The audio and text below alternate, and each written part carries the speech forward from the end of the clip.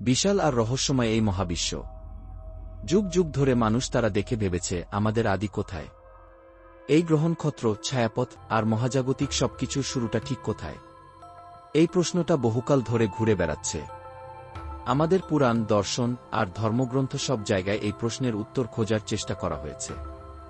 বিভিন্ন সভ্যতায় মহাবিশ্ব সৃষ্টির নানা গল্পকথা আছে। কেউ বলে আদিতে ছিল বিশৃঙ্খলা, কেউ বলে ঈশ্বরের সৃষ্টি, কেউ আবার বলে মহাজাগতিক ডিম ফুটে সবকিছুর সৃষ্টি। গল্পগুলো আলাদা হলেও সব গল্পেই একটা মিল আছে। মহাবিশ্বের সৃষ্টি রহস্যের উত্তর জানার একটা তীব্র আগ্রহ। 7ম শতাব্দীতে আরবের মরুভূমিতে এক অসাধারণ জ্ঞানের আবির্ভাব হয়, যা মহাবিশ্বের উৎপত্তি সম্পর্কে এক অনন্য দৃষ্টিভঙ্গি দেয়। এই জ্ঞান কোরআনের আয়াতে লিপিবদ্ধ, বলে যে একসময় আকাশ আর পৃথিবী একসাথে ছিল, একটা বিশাল ঘটনার মাধ্যমে এরা আলাদা হয়ে যায়। কোরআনের এই বর্ণনা সেই সময়ের জন্য অসাধারণ। বিজ্ঞানের বিগ ব্যাং কি তত্ত্বের সাথে অনেকটা মিলে যায়, যা অনেক পরে আবিষ্কৃত হয়। এই আলোচনার কেন্দ্রবিন্দুতে আছে সূরা আম্বিয়া, আয়াত 30, যেখানে মহাবিশ্ব সৃষ্টির কথা বলা হয়েছে। আয়াতে বলা হয়েছে, যারা অবিশ্বাসী তারা কি দেখে না যে আকাশমণ্ডলী ও পৃথিবী একসাথে সংযুক্ত ছিল, অতঃপর আমি তাদেরকে পৃথক করে দিয়েছি। কোরআন 2:1-3-0। 1400 বছর আগের এই আয়াতটিতে মহাবিশ্বের আদি অবস্থার একটা স্পষ্ট ছবি ফুটে ওঠে। এতে বলা হয়েছে আকাশ আর পৃথিবী আলাদা ছিল না, বরং একসাথে জোড়া লেগেছিল। এই জোড়া অবস্থা থেকে একটা প্রচণ্ড ঘটনার মাধ্যমে এরা আলাদা হয়ে যায়, যার ফলে আমরা আজকের মহাবিশ্ব দেখতে পাই। আয়াতের ভাষাটা খুব গুরুত্বপূর্ণ। রতব্য কি শব্দের অর্থও একসাথে জোড়া লেগে থাকা, মানে পুরোপুরি মিশে থাকা। আকাশ আর পৃথিবী শুধু কাছাকাছি ছিল না, তারা ছিল একই বস্তু। ফাতাকবনা কি শব্দের অর্থও আলাদা করে দেওয়া, যেন জোর করে কাপড় ছিঁড়ে ফেলার মতো হঠাৎ করে আলাদা হয়ে যাওয়া।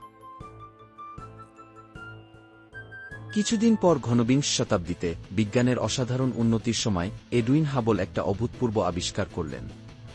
তিনি দেখলেন ছায়াপথগুলো একে অপরের থেকে দূরে সরে যাচ্ছে, মানে মহাবিশ্ব প্রসারিত হচ্ছে। এই আবিষ্কার মহাবিশ্ব সম্পর্কে আমাদের ধারণা পাল্টে দিল এবং কি বিগ ব্যাং কি তত্ত্বের ভিত্তি স্থাপন করল।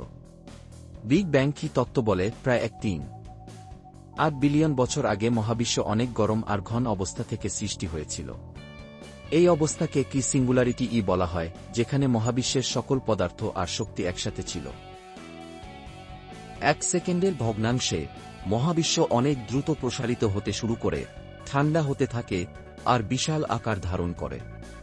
কোটি কোটি বছর ধরে এই প্রসারমান মহাজাগতিক বস্তু থেকে ছায়াপথ, তারা, গ্রহ এবং অবশেষে জীবনের সৃষ্টি হয়। বিগ ব্যাং তত্ত্বের পক্ষে অনেক প্রমাণ আছে, যেমন দূরবর্তী ছায়াপথের রেডশিফট, মহাজাগতিক microwave background radiation, big bang এর অবশিষ্ট তাপ আর মহাবিশ্বের হালকা মৌলিক পদার্থের প্রাচুর্য।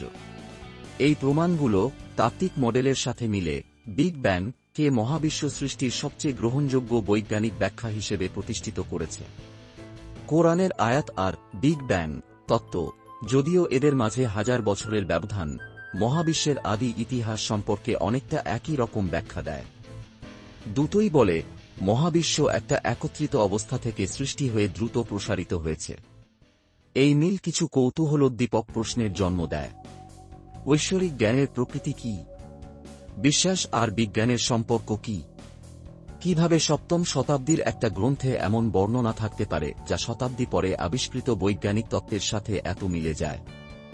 এটা কি শুধুই কাকতালীয়, মানুষের জ্ঞানের বিশাল ক্ষেত্রে একটা দৈব ঘটনা, নাকি এর মাঝে কোনো গভীর সত্য লুকিয়ে আছে? এক ঐশ্বরিক জ্ঞান যা সময় ও মানুষের বোধের সীমা অতিক্রম করে। এই প্রশ্নগুলো এখনও বিতর্ক ও চিন্তাভাবনার বিষয়। কোরআন বুদ্ধিভিত্তিক অনুসন্ধানকে উৎসাহিত করে এবং বিশ্বাসীদেরকে সৃষ্টির বিষয়ে বিবেচনা করতে আহ্বান জানায়, যা ঐশ্বরিক শক্তির প্রমাণ। তাহলে প্রশ্ন হল, এটা কি শুধুই কাকতালীয় মিল, নাকি সত্যি এটা এমন এক উৎস থেকে এসেছে যার জ্ঞান ছিল সময়, স্থান, মহাবিশ্ব সবকিছুর বাইরে? এটা কি একজন মরুবাসী মানুষের অনুমান, নাকি এটা প্রমাণ যে কোরআনের উৎস মানুষ নয়? আপনার কাছে কি মনে হয়? কমেন্টে জানান। আমরা পরবর্তী পর্বে আরও চমকপ্রদ আয়াত নিয়ে হাজির হব।